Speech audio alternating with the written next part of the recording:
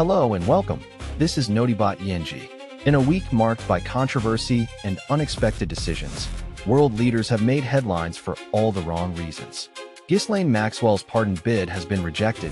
Israeli Prime Minister Netanyahu has revealed he underwent prostate cancer treatment, while Nato officials say Spain could be next to face sanctions.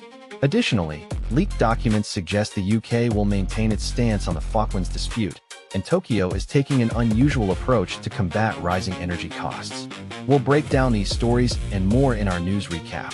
According to sources close to the matter, it appears that Ghislaine Maxwell's plea for clemency has been met with disappointing news so far. Ghislaine Maxwell's pardon push falters amid concerns over her past. Representative Anna Paulina Luna, a Republican from Florida, has thrown cold water on hopes for Ghislaine Maxwell's pardon. Maxwell, the longtime associate of convicted sex offender Jeffrey Epstein, is facing several charges related to her alleged role in recruiting and grooming underage girls for Epstein.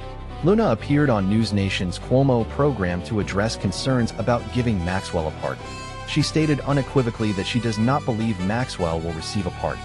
This stance puts her at odds with some lawmakers who have expressed support for clemency for individuals convicted of nonviolent crimes, including those related to sex trafficking. The push for a pardon has sparked heated debate in the U.S. Capitol. Some argue that granting clemency would be unfair to victims of Maxwell's alleged wrongdoing, while others believe it would send the wrong message about accountability and punishment for serious crimes. Maxwell was found guilty last year on 5 counts of sex trafficking and other charges related to her association with Epstein. Her sentencing was delayed due to a medical condition, but she remains incarcerated pending appeal. As lawmakers consider Maxwell's request for clemency, Representative Luna's statement suggests that the pardon push may face significant headwinds in Congress. The matter is likely to be revisited as lawmakers continue to weigh the merits of granting clemency to Maxwell and other individuals facing similar charges. In a surprising development, Israeli Prime Minister Benjamin Netanyahu has confirmed he is undergoing treatment for prostate cancer, sparking widespread concern and media scrutiny overseas. Israel's Prime Minister Benjamin Netanyahu has revealed that he recently underwent treatment for prostate cancer after a minor medical issue was discovered during his annual medical report. The announcement comes as the US and Iran are in the midst of a tense ceasefire, backed by Israel. Netanyahu, 76, said he had a tiny spot on his prostate that turned out to be an early stage of a malignant tumor with no spread or metastases. His doctors gave him 2 options: continue monitoring the spot or undergo treatment. Netanyahu opted for treatment and made a full recovery. The announcement was made during a ceremony commemorating Israel's Remembrance Day for fallen soldiers, where Netanyahu spoke about his health.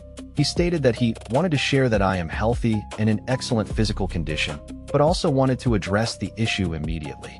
Netanyahu's decision to undergo treatment has sparked interest given his position as head of state. His announcement comes at a time when tensions between Israel, Iran, and the US are high. The Iranian-backed militant group Hezbollah has been targeted by Israeli forces amid the conflict. Netanyahu's health status is closely watched in Israel, where the media often scrutinizes any information about the prime minister's medical history. The fact that Netanyahu made this announcement publicly adds to scrutiny, as it highlights his willingness to address potential health issues head-on. Following a disturbing revelation that the United States is reportedly seeking to suspend one of its long-standing NATO allies, we now turn our attention. A recent report has sparked concerns within NATO and its member states, particularly Spain, over the possibility of suspension from the military alliance. According to a U.S. official quoted by Reuters, an internal Pentagon email suggested measures for the U.S. to punish allies it believes have failed to support its campaign against Iran. The email also hinted at reviewing the U.S. position on the UK's claim to the Falkland Islands. The report has been met with dismissal from Spain's leader, Pedro Sanchez, who stated that we do not work based on emails and instead rely on official documents and government positions. Sanchez emphasized that Spain supports full cooperation with its allies, but always within the framework of international law. This comes after the U.S. President Donald Trump has repeatedly criticized NATO allies for their reluctance to play a greater role in military operations. The situation has raised concerns about the future of U.S.-NATO relations, particularly given the presence of 2 U.S. military bases in Spain, Naval Station Rota and Moron Air Base. The UK's Prime Minister Keir Starmer has also weighed in on the issue, insisting that greater involvement in the war is necessary. With tensions escalating, NATO officials have reiterated that there is no provision for member states to be suspended or expelled from the alliance. A NATO official stated that the founding treaty does not foresee any provision for suspension of NATO membership or expulsion. This stance suggests a commitment to maintaining unity among its member states, but also raises questions about how far individual nations will go in supporting U.S. military actions. A previously classified U.S. document has raised fresh questions about the UK's stance on the disputed Falkland Islands, sparking renewed debate. The UK government has firmly stated that its position on the Falkland Islands will not change following a leaked Pentagon memo. The internal email proposes that the US should reassess its support for the UK's claim to the islands due to Britain's lack of support for the US-led bombing campaign in Iran. This development comes before a potentially contentious three-day state visit to the US by King Charles, highlighting the current strain in Anglo-American relations.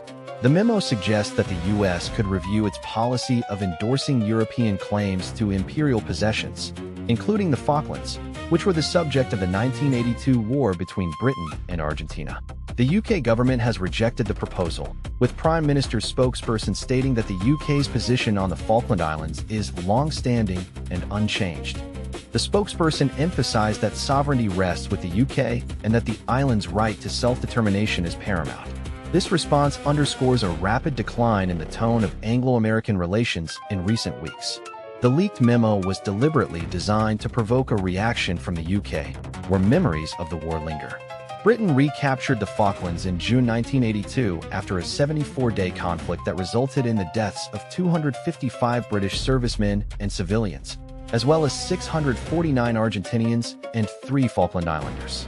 The involvement of the US in the Falklands conflict was significant, with discreet support provided to the UK during the war. While there has been no return to hostilities since then, the status of the islands remains a contentious issue between Britain and Argentina, with Argentina having long claimed sovereignty over the Falklands. As Tokyo's heat wave intensifies, city officials are turning to unconventional measures to reduce energy consumption, with a surprising solution for workers' summer attire. In an effort to combat rising energy costs and sweltering heat caused by the US-Israel war on Iran, officials in Tokyo are now encouraging public servants to wear shorts to work this summer. Inspired by Japan's Cool Biz initiative, launched in 2005, which initially discouraged civil servants from wearing ties and jackets, Tokyo metropolitan government officials hope that more casual attire will help cut electricity usage during air conditioning. Japan is particularly vulnerable to the economic effects of the conflict due to its dependence on Middle Eastern oil imports, accounting for 90% of its oil needs. The country's reliance on this region makes it anxious about a prolonged war and its impact on energy supplies. Other countries in Asia, such as South Korea and Vietnam, have taken steps to ration energy use or encourage government officials to work from home. The Tokyo metropolitan government's decision comes amid concerns that the conflict could lead to a crude oil shortage, forcing businesses and households to make drastic cuts in petrol and electricity usage reminiscent of those during the 1970s oil shocks. Experts warn that if shipping through the Strait of Hormuz doesn't return to normal soon, Japan will face significant economic disruption. By encouraging public servants to work in cooler conditions, Tokyo officials hope to reduce their reliance on air conditioning and thus decrease energy costs. The initiative is part of a broader effort to address the economic impacts of the conflict, as Japan taps into its strategic oil reserves and sources imports from alternative suppliers. The move aims to mitigate the effects of rising energy costs and ensure the continued operation of essential services during this challenging period. That's all for tonight's news recap. I'd like to thank you for watching. If you'd like to stay up to date on the latest global news, be sure to subscribe to our channel. We'll continue to bring you concise and informative coverage of the world's top stories. Until next time, goodbye, and we'll see you in the morning.